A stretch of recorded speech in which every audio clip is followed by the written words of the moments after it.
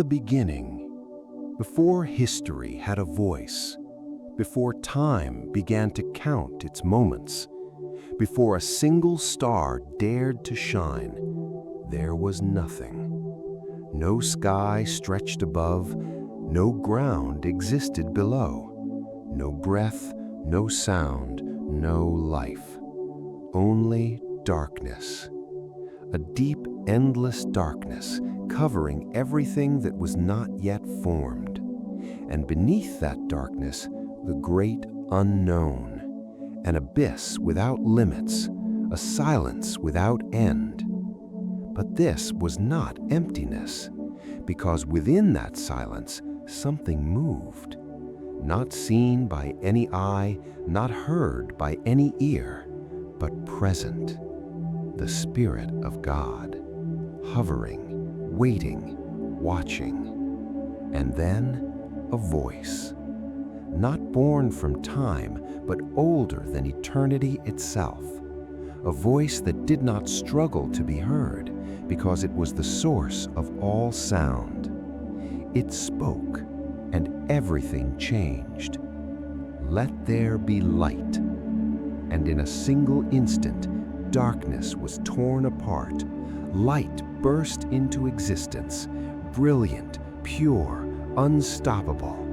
For the first time, there was separation, light from darkness, day from night, and time began its journey.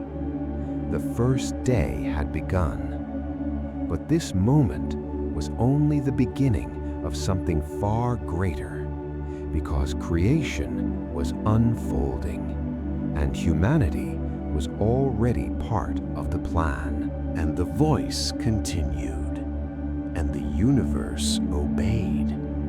An expanse stretched across the waters, separating what was above from what was below. The heavens were formed, endless, majestic, untouchable, and it was good. Then the waters gathered together as if drawn by an invisible command, and dry land appeared, solid ground rising from the depths. God called it earth, and the waters he called seas, and it was good. But the earth was still empty, silent, waiting. Then God spoke again, and life answered. The ground burst forth with green. Grass spread across the land like a living carpet. Trees rose high into the sky, bearing fruit, each according to its kind. Seeds within them carrying life forward. Everything designed, everything intentional. And God saw that it was good.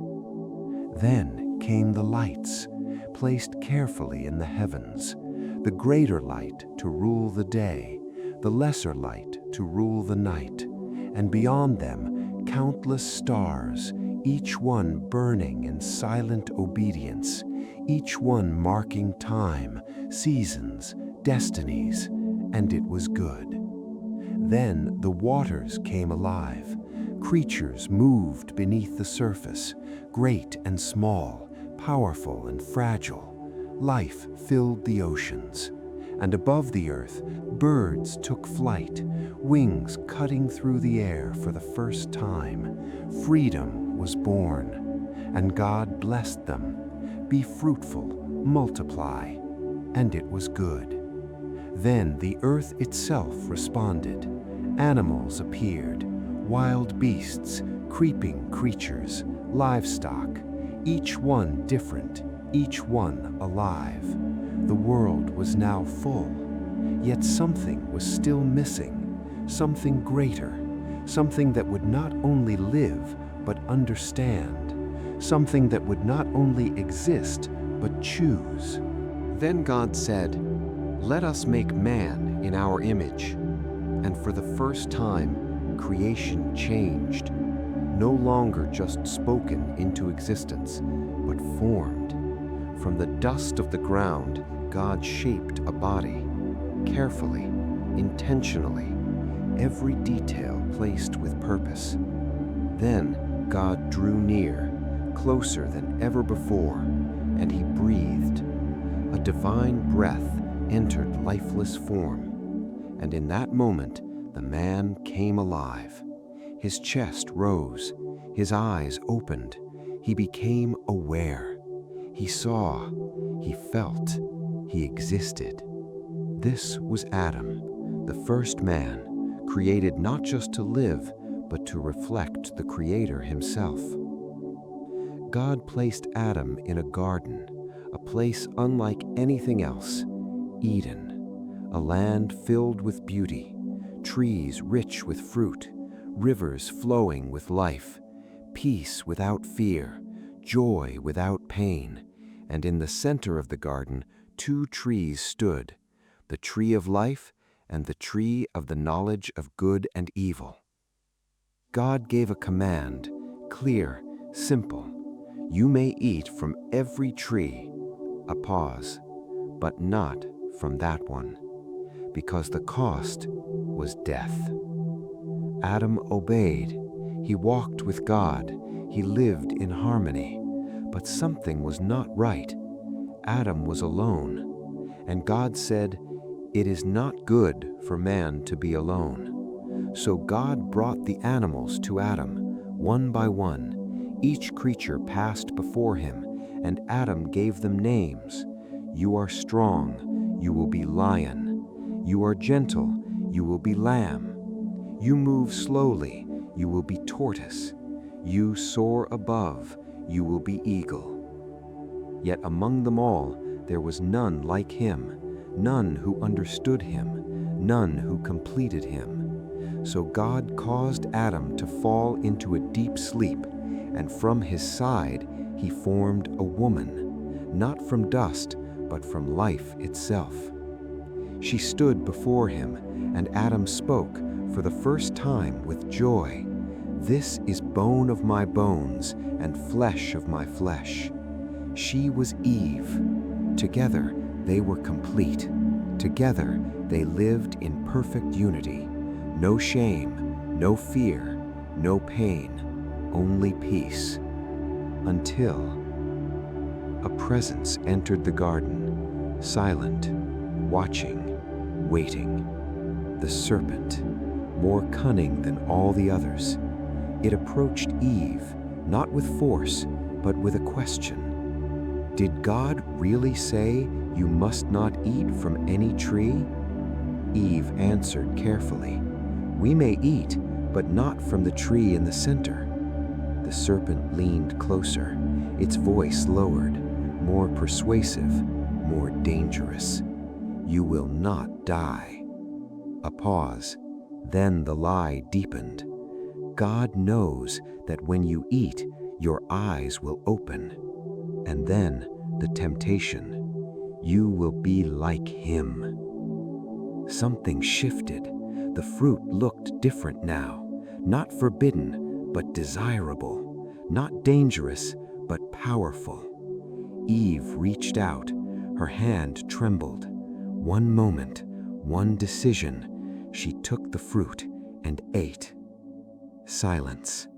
Then she turned to Adam and gave it to him, and he chose. He ate, and in that instant, everything changed. Their eyes opened, but not to power, to shame. They saw themselves, exposed, vulnerable, afraid. They covered themselves, they hid. For the first time, they feared God. Then the voice returned, walking in the garden, calling, "Adam, where are you?" Adam answered, "I was afraid, so I hid." Fear had entered humanity. God asked, "Have you eaten?" Adam blamed Eve. Eve blamed the serpent. Responsibility was broken. Then came judgment. The serpent was cursed. It would crawl, defeated. The woman would suffer pain. The man would struggle. The ground itself would resist him. Life would no longer be easy, and death would come. God made garments for them, covering their shame, but the garden was no longer theirs. They were sent out, exiled, the entrance sealed. Cherubim stood guard, a flaming sword turning endlessly. The way back was closed. Humanity had fallen. And yet, this was not the end. Because even in judgment, God revealed something greater, a promise hidden in the curse, a future not yet seen. One day, a descendant would come, born of a woman. He would face the serpent. He would be wounded, but he would destroy evil.